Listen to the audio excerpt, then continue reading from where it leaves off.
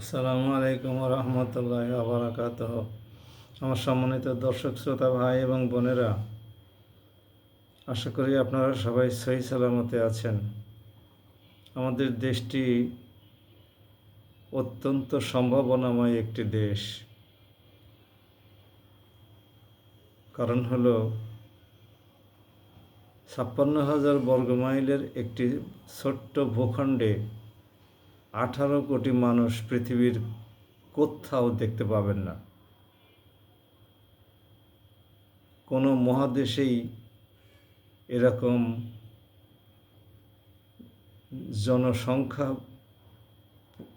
জনবসতিপূর্ণ ঘনবসতিপূর্ণ দেশ পাওয়া যাবে না। সেদিক থেকে আলহামদুলিল্লাহ, আল্লাহ আমাদেরকে এই দেশে সৃষ্টি করেছেন এবং এই দেশের নাগরিকত্ব দান করেছেন। কিন্তু অত্যন্ত পরিতাপের বিষয় হলো, স্বাধীনতার 54 বছর পরেও আমরা এই দেশের ভাগ্য উন্নয়ন ঘটতে দেখলাম না। রাজনৈতিক দলগুলো যারা ক্ষমতায় এসেছে, তাদের প্রত্যেকের বিরুদ্ধেই নানান অভাব অভিযোগের কাহিনী আমরা শুনেছি। নানান রকমের তালবাহানা, নানান রকমের ধোঁকাবাজি, প্রতারণার গল্প আমরা শুনেছি। নিজেদের অক্ষমতাকে ঢাকা দেওয়ার জন্যে, চাপা দেওয়ার জন্যে, লোকচক্ষুর অন্তরালে রাখার জন্যে, দেশের মানুষের চিন্তার অগোচরে রাখার জন্যে তারা নানান রকমের অজুহাত দাঁড় করিয়েছে। কোনো সময় বলেছে আমাদের দেশ সম্পদহীন, আবার কোনো সময় বলেছে দেশের জনসংখ্যা আমাদের জন্য মারাত্মক বার্ডেন, যে কারণে কোনো উন্নয়নই দৃষ্টিগোচর হচ্ছে না। অথচ আমরা একটাবারও ভাবি না যে মহান রাব্বুল আলামিন কোন জনপদে কী পরিমাণ সম্পদ থাকলে সেই জনপদের মানুষের ভরণ পোষণের ব্যবস্থা হবে, সে সম্পর্কে সম্পূর্ণরূপে উনি অবগত এবং সম্যক অবহিত। সম্মানিত ভাই এবং বোনেরা, আপনারা জানেন অনেকেই যে 1961 সালে তৎকালীন পাকিস্তান সরকার কর্তৃক পরিচালিত সেন্সাসে, জনসংখ্যা জরিপে, লোক গণনায় এই বাংলাদেশ ভূখণ্ড মানে তৎকালীন পূর্ব পাকিস্তানের লোক সংখ্যা ছিল 5,08,40,238 জন।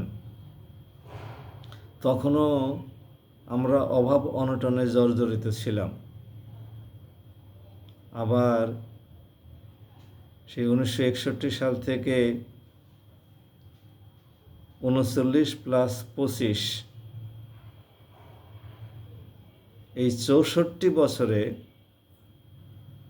আমাদের দারিদ্র্যসীমার নিচে বসবাসকারী জনগণের সংখ্যা কি কমেছে?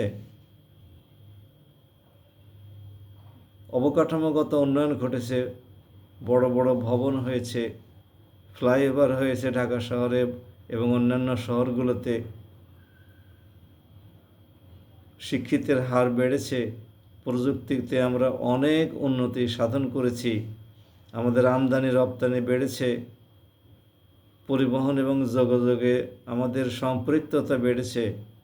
কিন্তু মানুষের যে কাঙ্ক্ষিত উন্নয়ন, দেশের যে কাঙ্ক্ষিত অর্জন, এটা কি সম্ভব হয়েছে?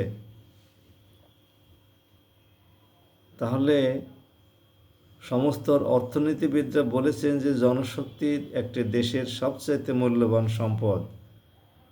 এই সম্পদকে আমরা কি কাজে লাগাতে ব্যর্থ হওয়ার কারণে আমাদের এই পরিণতি? ভাই এবং বোনেরা, আগামী ফেব্রুয়ারিতে আপনারা এমন একটি জনগোষ্ঠীকে, এমন 300 জন এমপিকে নির্বাচিত করবেন যারা কিনা আমাদের প্রত্যাশা পূরণে অবদান রাখতে পারে। আমাদের যে দেশ যাতে করে দ্রুত উন্নয়নের পথে এগিয়ে যায়, এরকম সৎ, নির্ভীক, প্রতিশ্রুতিশীল, দেশদরদী, সাহসী লোকরাই নির্বাচিত হয়ে আসে। তাছাড়া আমার আপনার ভাগ্য যে তিমিরে ছিল সেই তিমিরেই থেকে যাবে। আমার আপনার পিঠা গালে গালেই ফিরবে। দেশের মানুষের কোনো কল্যাণ হবে না। আপনাদের জানা থাকা দরকার যে মহান রাব্বুল আলামিন আমাদের যেরকম 18 কোটি মানুষ দিয়েছেন, তেমনি আমাদের 36 কোটি হাত দিয়েছেন, 36 কোটি চক্ষু দিয়েছেন, 36 কোটি মেধা দিয়েছেন, 36 কোটি পা দিয়েছেন। আমাদের শুধু 18 কোটি পেটই দেন নাই, এই সমস্তগুলো তো দিয়েছেন। কাজেই আসুন এগুলোকে কাজে লাগাই এবং দেশের উন্নয়নে কল্যাণে এগুলোকে ব্যবহার করি। আমাদের দেশ থেকে অর্জিত সম্পদ যেন আর বিদেশে পাচার হয়ে না যায়। এদেশের দরিদ্র জনগোষ্ঠীর ভাগ্য উন্নয়নে, অবকাঠামোগত উন্নয়নে ব্যবহৃত হয়। সেরকম ব্যক্তিদেরকেই আমাদের আগামী নির্বাচনে এমপি হিসাবে বাছাই করে নেই। এটাই আমাদের অনেকের জীবনের সর্বশেষ ভোট। যদি এই আগামী সরকার 5 বৎসরও টিকে, তারপরেও 2031 সালের নির্বাচন লক্ষ লক্ষ মানুষ আর পাবে না। সুতরাং ভাই এবং বোনেরা, আসুন, কার হায়াত শেষ হয়ে গিয়ে 2031-এর আগেই দুনিয়া থেকে চলে যেতে হবে আমরা জানি না। কাজেই হায়াত থাকতেই আল্লাহর রাব্বুল আলামিনের এই নেয়ামতটি, আমানতটি আমরা সৎ ব্যক্তির পক্ষে ব্যবহার করে যাই। তা না হলে অসৎ ব্যক্তি আমার আপনার ভোটে নির্বাচিত হলে তারা যে সমস্ত অপরাধ করবে তার দায়িত্বও আমাদের উপরে বর্তাতে পারে। সুতরাং আসুন সাবধান হই এবং সুবিবেচনার সাথে আল্লাহ রাব্বুল আলামিন আমাদের এই হায়াত এবং ভোটাধিকারের যে আমানত দিয়েছেন সেটি ব্যবহার করি। আশা করি আপনাদের কাছে আমি মেসেজটি দিতে পারলাম। সম্মানিত ভাই এবং বোনেরা, আমার এই ভিডিও ইউটিউব চ্যানেলটির নাম হলো ডক্টর আতাউরস অ্যানালিসিস। আপনারা যদি সাবস্ক্রাইব করেন তাহলে ভালো হয়।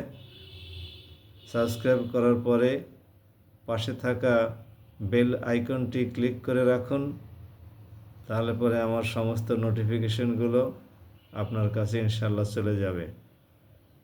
আমার ফেসবুকেও চ্যানেল পাবলিক করা আছে, সেখান থেকেও আপনি এই ভিডিও পোস্টটির দেখতে পাবেন। সবাই ভালো থাকুন।